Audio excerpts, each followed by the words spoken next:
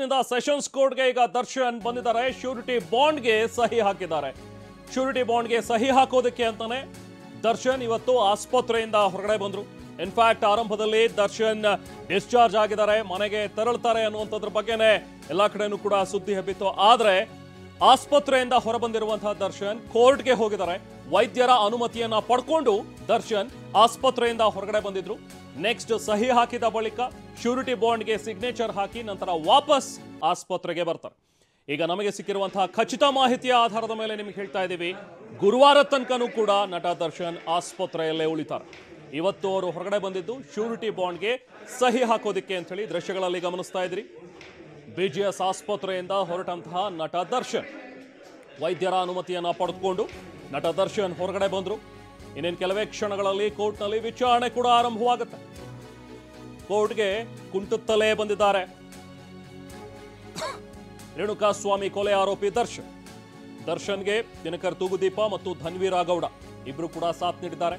ಇನ್ನೇನು ಕೆಲವೇ ಕ್ಷಣಗಳಲ್ಲಿ ಕೋರ್ಟ್ನಲ್ಲಿ ವಿಚಾರಣೆ ಆರಂಭವಾಗುತ್ತೆ.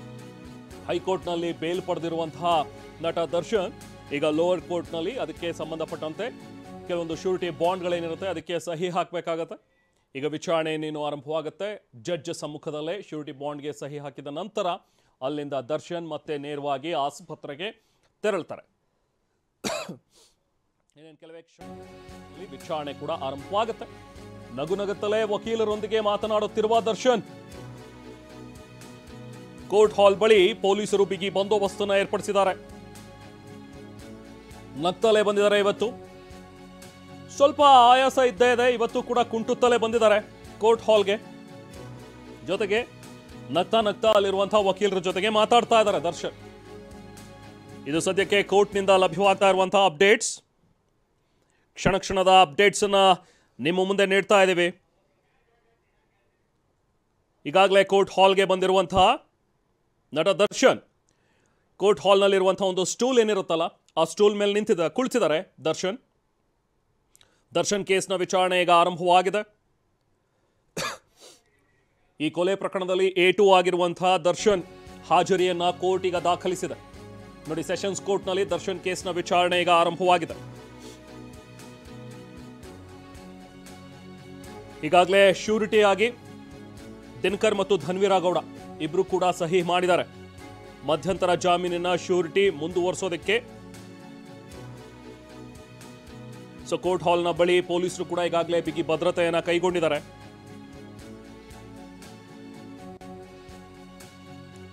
ಈ ಹಿಂದೆ ಮಧ್ಯಂತರ ಜಾಮೀನಿಗೆ ಏನು ಶ್ಯೂರಿಟಿ ಹಾಕಿದ್ರು ಇಬ್ರು ಕೂಡ ಧನ್ವೀರ ಗೌಡ ಮತ್ತು ದಿನಕರ್, ಅದನ್ನೇ ಮುಂದುವರಿಸೋದಕ್ಕೆ ಮನವಿ ಮಾಡುವಂತಹ ಸಾಧ್ಯತೆಗಳಿವೆ. ಈಗ ಕೋರ್ಟ್ ಹಾಲ್ನಲ್ಲೇ ಸ್ಟೂಲ್ ಮೇಲೆ ಕುಳಿತಿದ್ದಾರೆ ದರ್ಶನ್. ವಿಚಾರಣೆ ಕೂಡ ಆರಂಭವಾಗಿದೆ. ಈಗ ಜಡ್ಜ್ ಎದುರಿಗೆ ಬಂದು ನಿಂತಿದ್ದಾರೆ ದರ್ಶನ್. ನ್ಯಾಯಾಧೀಶರಿಗೆ ಕೈ ಮುಗಿದು A2 ದರ್ಶನ್ ನಮಸ್ಕರಿಸಿದ್ದಾರೆ ಜಡ್ಜ್ಗೆ.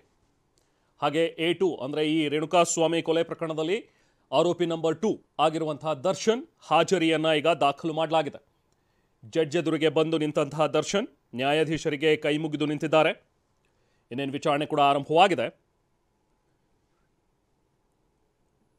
ಇವತ್ತು ಶ್ಯೂರಿಟಿ ಬಾಂಡ್ಗೆ ಸಹಿ ಹಾಕಿ ಅಲ್ಲಿಂದ ನೇರವಾಗಿ ಮತ್ತೆ ಆಸ್ಪತ್ರೆಗೆ ತೆರಳುತ್ತಾರೆ ದರ್ಶನ್. ಹಾಗಾಗಿ ಇವತ್ತು ಬೆಳಿಗ್ಗೆನೆ ಆಸ್ಪತ್ರೆಯಿಂದ ಹೊರಗಡೆ ಬಂದಂತಹ ದರ್ಶನ್ ಅಲ್ಲಿಂದ ನೇರವಾಗಿ ಸೆಷನ್ಸ್ ಕೋರ್ಟ್ಗೆ ಬಂದರು.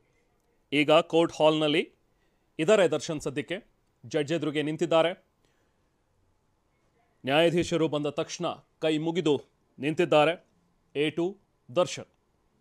ರೇಣುಕಾಸ್ವಾಮಿ ಕೊಲೆ ಕೇಸ್ನಲ್ಲಿ ಇದುವರೆಗೂ ಬಳ್ಳಾರಿ ಜೈಲಿನಲ್ಲಿ ಇದ್ದಂತಹ ದರ್ಶನ್ ಮಧ್ಯಂತರ ಜಾಮೀನು ಪಡೆದು ನಂತರ ಆಸ್ಪತ್ರೆ ಪಾಲಾದರು. ಆಸ್ಪತ್ರೆಗೆ ಸೇರಿದ್ರು. BGS ಆಸ್ಪತ್ರೆಯಲ್ಲಿ ಸುಮಾರು 1.5 ತಿಂಗಳ ಕಾಲ ಅವರು ಇದ್ರು. ಅದಾದ ನಂತರ ಮೊನ್ನೆ ಅಷ್ಟೇ ಹೈಕೋರ್ಟ್ ಷರತ್ತುಬದ್ಧ ಜಾಮೀನನ್ನು ನೀಡಿದೆ. ರೆಗ್ಯುಲರ್ ಬೇಲ್ ದರ್ಶನ್ಗೆ ಸಿಕ್ಕಿರೋದ್ರಿಂದಾಗಿ ದರ್ಶನ್ ಆಸ್ಪತ್ರೆಯಿಂದ ಯಾವುದೇ ಕ್ಷಣದಲ್ಲಿ ಬೇಕಾದರೂ ಡಿಸ್ಚಾರ್ಜ್ ಆಗ್ತಾರೆ ಅನ್ನುವಂಥದ್ದನ್ನೇ ಹೇಳಲಾಗಿತ್ತು. ಹಾಗಾಗಿ ಇವತ್ತು ದರ್ಶನ್ ಹೊರಗಡೆ ಬಂದ ತಕ್ಷಣ ಎಲ್ಲರೂ ಅಂದ್ಕೊಂಡಿದ್ದು ದರ್ಶನ್ ಬಹುಶಃ ಡಿಸ್ಚಾರ್ಜ್ ಆಗಿದ್ದಾರೆ, ಮನೆಗೆ ತೆರಳುತ್ತಾರೆ, ರೆಸ್ಟ್ ಅವಶ್ಯಕತೆ ಇದೆ, ಅದಾದ ನಂತರ ವೈದ್ಯರು ಯಾವಾಗ ಹೇಳ್ತಾರೋ ಆವಾಗ ಮತ್ತೆ ಚಿಕಿತ್ಸೆಗೆ ಬರಬೇಕಾಗತ್ತೆ ಅನ್ನುವಂಥದ್ರ ಬಗ್ಗೆನೇ ಎಲ್ಲರೂ ಅಂದ್ಕೊಂಡಿದ್ದು. ಆದರೆ ಕೋರ್ಟ್ಗೆ ಬರಬೇಕಿತ್ತು ದರ್ಶನ್. ಹಾಗಾಗಿ ಇವತ್ತು ಆಸ್ಪತ್ರೆಯಲ್ಲಿ ವೈದ್ಯರ ಪರ್ಮಿಷನ್ ಅನ್ನು ತಗೊಂಡು ಕೋರ್ಟ್ ಹಾಲ್ಗೆ ಬಂದಿದ್ದಾರೆ. ಈಗ ಜಡ್ಜ್ ಎದುರಿಗೆ ನಿಂತಿರುವಂತಹ ದರ್ಶನ್ ನ್ಯಾಯಾಧೀಶರಿಗೆ ಕೈ ಮುಗಿದು ನಿಂತಿದ್ದಾರೆ. ಜಡ್ಜ್ ಜೈಶಂಕರ್ ಅವರು ಸೆಷನ್ಸ್ ಕೋರ್ಟ್ನಲ್ಲಿ ದರ್ಶನ್ ಕೇಸ್ನ ವಿಚಾರಣೆ ಕೂಡ ಈಗ ಆರಂಭವಾಗಿದೆ.